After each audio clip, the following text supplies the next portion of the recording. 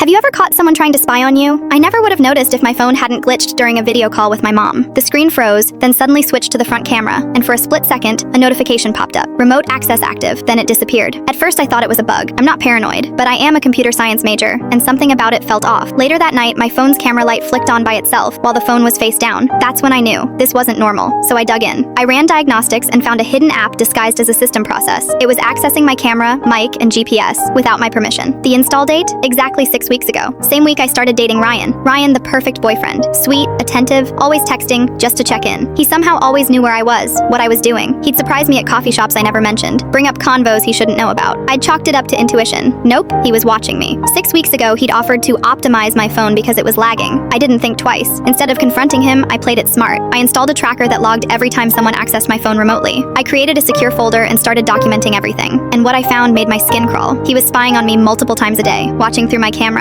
listening to calls, screenshotting my texts. He had a folder with saved convos I'd had with friends. He knew everything. It was like he was cataloging my life. I felt violated, but also focused. If he wanted control, I was going to take it back. So I turned the tables. I started feeding him lies, fake convos about a made-up job offer in another city, talks about a guy in my study group who was really sweet. I made sure to say it all loudly near my phone. And Ryan, he unraveled. He started acting paranoid, asking weirdly specific questions, getting jumpy. Then I baited the trap. One afternoon, I left my phone on my bed, screen up, while I ran out. I recorded from my laptop camera. He came over with the spare key, like always, thought I wasn't home, and went straight for my phone. I caught him scrolling through my messages, reading, smiling, taking photos. It was all on tape. I compiled everything, screenshots, logs, recordings, and waited for the perfect moment. That moment was his birthday dinner, with his entire family. I sat through 2 hours of his parents gushing about their honest, respectful son. When it came time for gifts, I handed him a small box with a card that said, "Something to remember me by." He smiled, opened it. Inside was a USB drive labeled, "Play Me." His mom, smiling, urged him to plug it into the TV so we can all see what it is. He hesitated. I smiled sweetly. He plugged it in. Up came a montage of him spying on me. Access logs, footage of him scrolling through my phone, a screen recording of the exact spyware he'd installed. Silence fell like a bomb. His mom gasped. His dad's face went cold. Ryan lunged for the remote, but it was too late. I stood up, calmly. "Ryan has been monitoring my phone, camera, location, and messages for the past 6 weeks," I said. "I thought you should all know who he really is before I go to the police." He stammered. "You can't prove anything." I smiled. "Actually, I can, including the part where you admitted it out loud when you thought I wasn't home." I turned to his parents. "I'm sorry you had to find out this way." Then I walked out, left him in the wreckage. That night, I filed a police report with every piece of evidence. They took it very seriously, especially when 2 of his ex-girlfriends reached out after hearing my story. Turns out, he had a pattern. He ended up with probation, lost his internship, was forced into cybersecurity ethics training, and, per court order, therapy. His parents were devastated. Me? I still run periodic checks on my phone. Still don't accept tech help from anyone. But the biggest thing I learned wasn't about spyware or security. It was this: trust is the easiest thing to give and the most dangerous thing to weaponize.